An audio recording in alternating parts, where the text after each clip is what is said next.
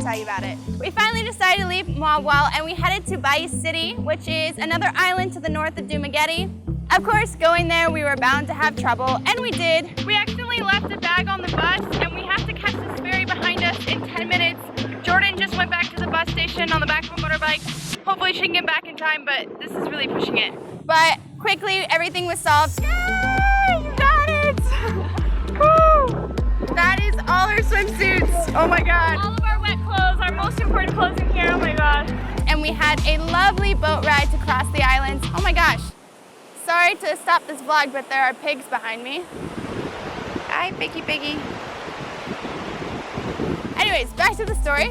When we got there, we took a tricycle, headed to our hotel, and it was kind of fun just going through the town, getting a feel for what's around us. There's really only one reason why we came all the way to Bais city, and that is for Manjuyod white sandbar. It is 6 in the morning right now, and we are heading over to our private boat that we ordered.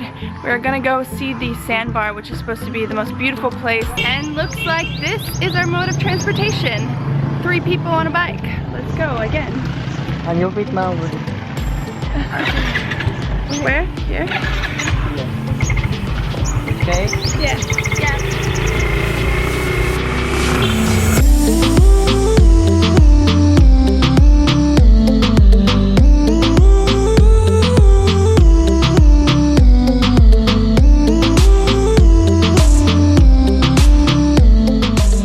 So you can kind of already see it, but I think the sandbar is just right this way. There's some little peaks of what looks like houses on water, and we are going there.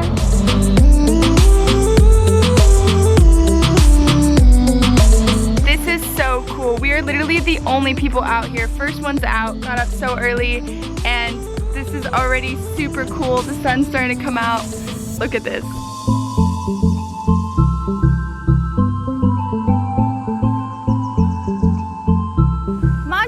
Basically an island that only emerges during low tide. It's a 7-kilometer stretch of white sand. It also has native wooden houses built on stilts that when the water's high enough, it actually looks like the houses are just floating in the middle of the ocean. Apparently you can stay the night here. That's pretty wild. Being able to stay the night in the middle of the ocean on one of these little houses. And the water went from this blue to just crystal clear. So right here you can see the break in the water of this kind of clear water goes right into this aqua and then dark blue, and it is so cool to see. My understanding is that this area is a seamount. So a seamount basically is just underwater mountains. Actually, the reason for the change in the colors of water is due to this seamount, because if it's a shallow water, then it's gonna be a lot more clear. Then as soon as it drops off into that dark navy blue, it's really, really deep. The longer we stayed in the sandbar, the more crowded it got. And honestly, this didn't really bother me. I don't know, I guess I liked having all these people. It just felt like one big party in this awesome sandbar that you're just in the middle of the ocean. We actually stayed there for about 6 hours. I can't even believe we stayed there that long, but it was just so hard to fathom that you're just in the middle of the ocean. You're just completely surrounded by water and there's nothing else around you.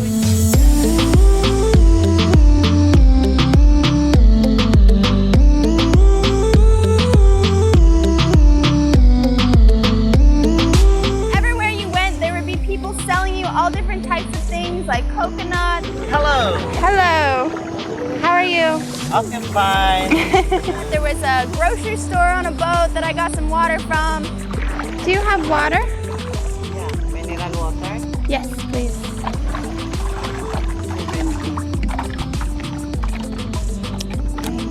They had all these types of fish, although I was really confused about how you were gonna eat the fish because it was obviously something they caught right there and it was raw and cold. Shell. How do you eat it? Need to eat all. I don't understand how you eat it. It's cold. No. Scallop. It's barbecue. But how do you eat it? One piece, mom. I just eat it right now? And then later I found out that the cottages, they actually have kitchens in them and they go and cook them there, and everything is solar powered. So if you stay the night in these cottages, all the lighting, everything's solar powered. It's so good. Look at that squid. Yeah. We even found this area full of starfish, which was just crazy. They were humongous. I don't know if I've ever seen starfish that big, or at least to be that close and to swim with them.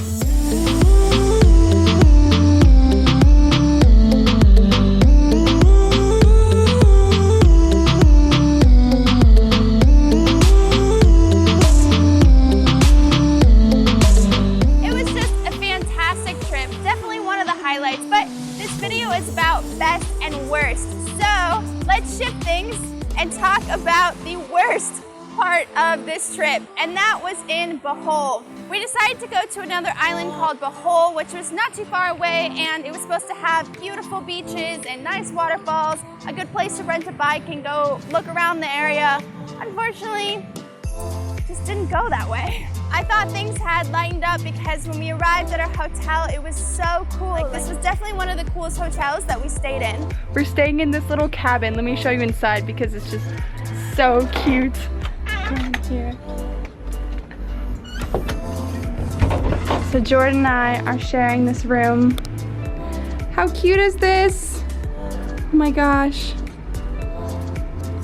And then we have a loft and you can go upstairs. Up into this area. Ooh, so cool.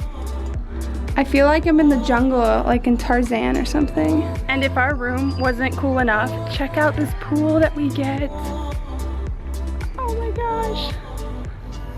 So we were in pretty high spirits for what was to come until our snorkeling trip that we decided to take that really was awful. We are heading out right now to go snorkeling in Balikasag Island, and there's supposed to be amazing fish, potentially sea turtles, and I don't know, maybe whale sharks. I'm really excited. Say hi. Hi. For starters, we didn't realize that it was going to be very stormy that day. So when we got up, it didn't look too great, but we thought it would clear. By the time we get out to our island to go snorkeling, it just started downpouring. And the boatman just kept saying, jump in the water. We were kind of nervous because the current is pretty rough, but hopefully we see some amazing things. We didn't know if we could even swim in that, but they just kind of told us to, so we did, and it was pretty awful. We were really scared and there was nothing to see because of the storm, so it was kind of pointless to jump in that water. And the other kind of unfortunate factor was, I think it's important, and the only reason I'm talking about this experience is because this was definitely a scuba diving trip, that this company just kind of thought they could make an extra bang for their buck by inviting us on the trip to go snorkeling, when in reality, this was not meant for snorkeling, this was meant for scuba diving. We just went to areas for scuba diving, not for snorkeling, and we were kind of just stuck and waiting for the people to get out of the water. This would have been fine had the weather been nice, but of course it wasn't, so we were actually caught in a major rainstorm waiting for the scuba divers so bad that we actually had to duck down and put a blanket over us, and then I grabbed some hot tea because we were just freezing cold and it was just not a good experience. We were waiting for so long that actually the locals were super nice and they took us away and brought us down to the bottom of the boat so we could hide from the crazy rainstorm. So yeah, just like, I don't know, I was pretty disappointed. Guess you win some and you lose some. Anyway, we survived. We saw in the forecast that Bohol was gonna rain the rest of the week. It really sucks when you come all the way to an island to go snorkeling and go to the beaches and it just rains the entire time. So we decided to leave and head somewhere new and sunny and hoping it would be a way better experience. Guys, don't forget about the Guatemala trip that we're taking us two together, and you guys are welcome to come with. We only have 20 spots available and they are filling up quick, so if you want to join, click the link in the description and we hope to see you guys soon. Woo, let's go to Guatemala! Let's go! Thank you guys so much for watching. I will see you all next week for more Philippine videos.